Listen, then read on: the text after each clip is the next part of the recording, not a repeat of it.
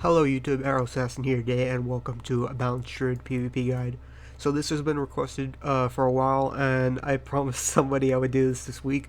I'm sorry I haven't gotten the chance to do it. I've been so busy with the Mage Tower, so I wanted to do it today and do a guide on it. So last guide, there was two different builds I loved, and one of them is completely dead at this point. I mean, it is not even worth trying. I tried it, it's just laughable at this point, and I'm sure you guys will probably know what it is. It's the AoE build. AoE build is completely dead, so burst build is pretty much the only way to go at this point, along with some talent switching whenever it depends on what you feel like running. And one more thing I want to add, this guide's probably going to be mostly for battlegrounds, rated battlegrounds, and world PvP. I'm not really an arena person, so to save you the time, if you don't want to watch this because you're an arena person, that's that. So, without that, with all that done, can talk. Let's get this started. So first row, you're gonna want to go Warrior Balloon, and the reason why this is for the instant 3 Lunar Strikes. It's basically part of the burst build in your rotation, so that's why you go with that. Wild Charge or Displace Your Beast for the second row. Really not much has changed for every patch. It's always the same. You gotta go for Displace Your Beast or Wild Charge depending on what you want.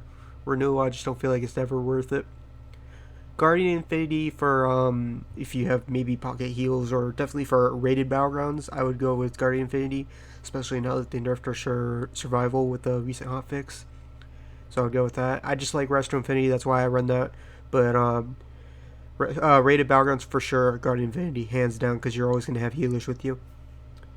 Resto Infinity because I like to have it solo, and I'm more of a solo person, so that's why I go with Resto Infinity. This row is just pretty much just strictly up to you type of thing. Mighty Bash for the CC, Typhoon if you want to knock people off cliffs. Mass Entanglement is nice. So either way, either of these technically work. Incarnation, burst build, like I said, you're going to want this. So burst for the Incarnation. And Astral Communion for a burst again, and I'll go over that rotation shortly. I haven't really found what I want for the last row, to be honest. So,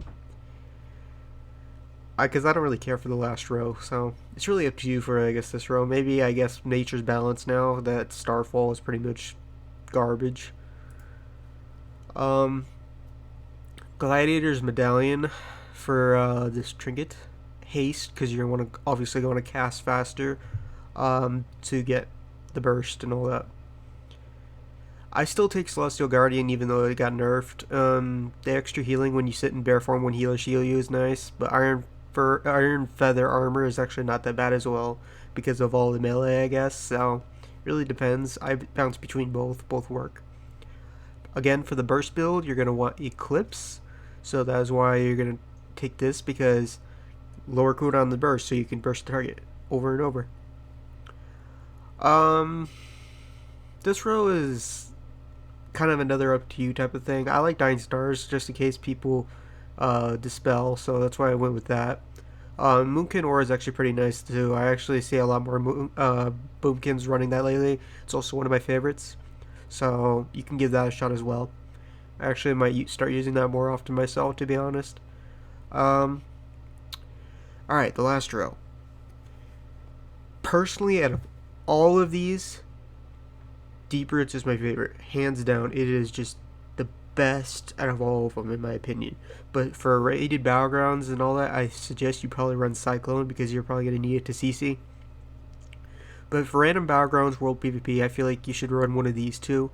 And the reason why that is because I get a lot of comments, how do you deal with melee? And the answer to that, I mean, it's not guaranteed, but it'll help you a lot. Deep Roots, just hands down.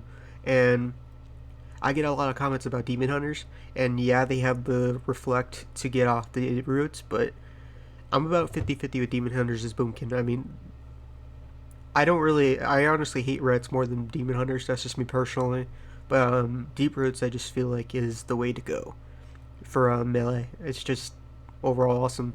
Not to mention you can also use it on healers, and they can just sit roots with a full beam on them, and they can't do anything unless they drink it, because people DPS them and they sit the roots. So that's why this personally basically my favorite. So that is pretty much the build, guys. That's the one I basically run. There's really nothing else to switch out. The only talents you'll ever really want to switch out is the level 30 row if you want to use Wild Charge, 45 row for Guardian and Restoration Affinity, and 60 row for either the three you want. The rest are situational, the rest you keep, sorry, like Incarnation, Astral Communion. And then 100 row, I don't even know what's up with that build, or that row. And then Mind Quickness, Iron Fur, Feather, Celestial Guardian, Eclipse, Dying Stars, and then last row is strictly up to you type of thing. I recommend Deep Roots out of everything for if you're solo, because it helps with melee, and that's just my thoughts. Now let's go over the rotation, because I'm sure people are gonna questioning how I do that. You can even watch some of my balance trade and see how I do. There's never really been a rotation for PvP, so I can say that right now. But this is kind of what I do like all the time. I start in stealth and I try to sneak up on a target, and my objective is to get at least one cast of my artifact ability off before they notice, and about like 99% of the time it'll work. Sometimes you can even get it off twice. First you'll want to pop Incarnation, and then you're just going to want to burst them, and hopefully get two casts off. If not, one cast is fine. You're going to want to root them if you're running deep roots, and then you're going to want to probably dot them up next. That's what I do. And then if you're lucky, get a full moon off, and then do Star Surge, and then Astral Communion, 2 Star Surges, and then most of the time they'll be so low that, they get demolished, and if they aren't dead, pop your Warrior Raloon into 3 Lunar Strikes. And that is pretty much how the burst build works. The damage is actually ridiculous. You can even see me do Winter Aretha Basin and nuke a few people. Even after that was after the nerfs, so that so there's that. I feel like Boomkin's an okay spot after the nerfs, but kind of missed the AoE build a little bit, because a lot of people are taking Warlocks and Shadow Priests now over Boomkins, I feel like, in RBGs now.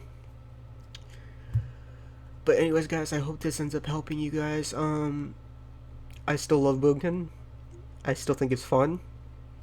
And I'm going to continue doing Boomkin videos. And I'll see you guys later.